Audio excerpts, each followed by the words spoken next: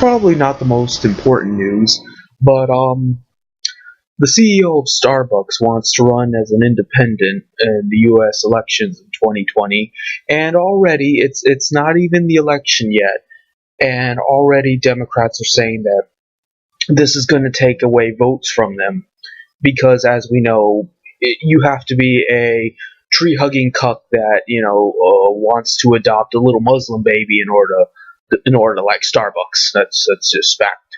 It's just scientific fact. The point I'm trying to make is that I'm here to debunk the fallacy of taking away votes from the two-party monopoly. Because America is one of the few countries in the first world that feels the need to have a two-party monopoly. And even then, with its two-party monopoly, have a cult of personality around whoever is president. Because, you have congressional power, you have a republic, but somehow it all comes down to who's the president.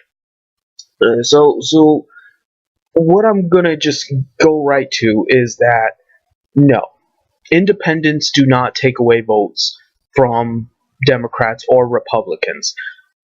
Even if, in theory, you wanted to say, if they just compromise, why should they have to compromise their beliefs? Let's say that you're a far leftist, which if you think the Green Party is far left, you got bigger problems. But let's say as a far leftist, you are disenfranchised with the Democrats, and you want to vote for Green. Number one, that's your prerogative, because you're not getting anywhere by voting soft right wing. Number two, you weren't going to vote for them anyway. The fallacy number one is that if they just weren't such assholes, they would have voted for your guy to begin with. But they weren't going to. You're not responsible for what other people do. So that's fallacy number one. Fallacy number two is that you're presuming that independents always take away Democratic votes as opposed to Republican votes. Because isn't there a Libertarian Party? Isn't there a Constitution Party? Isn't there probably some kind of Paleo-Christian Party? So wouldn't it stand to reason, like, let's say the Green Party and the Socialist Party USA are taking away Democratic votes.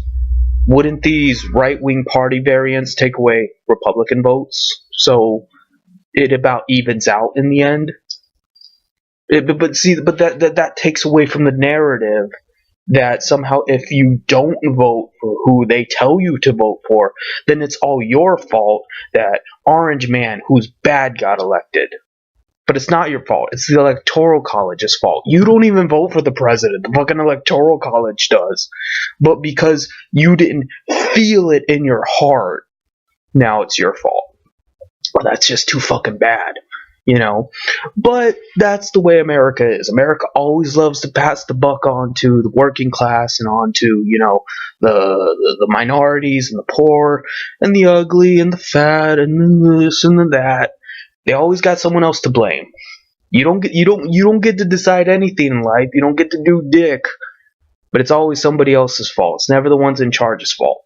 It's never the ones that own property's fault. It's never, the Starbucks CEO makes more than enough money to solve half of the U.S.'s problems by himself. He could provide a home for everybody that's homeless. He could fucking make dog shelters.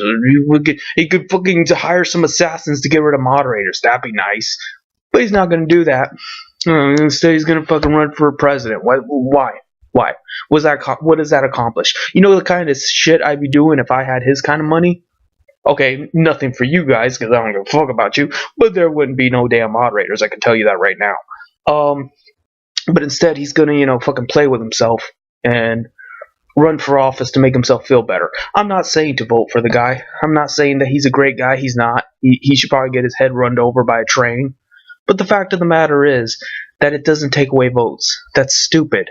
It's just fear porn. That's all it is. It's fear porn. That somehow him running is going to change what people were going to do anyway. That's not how the world works.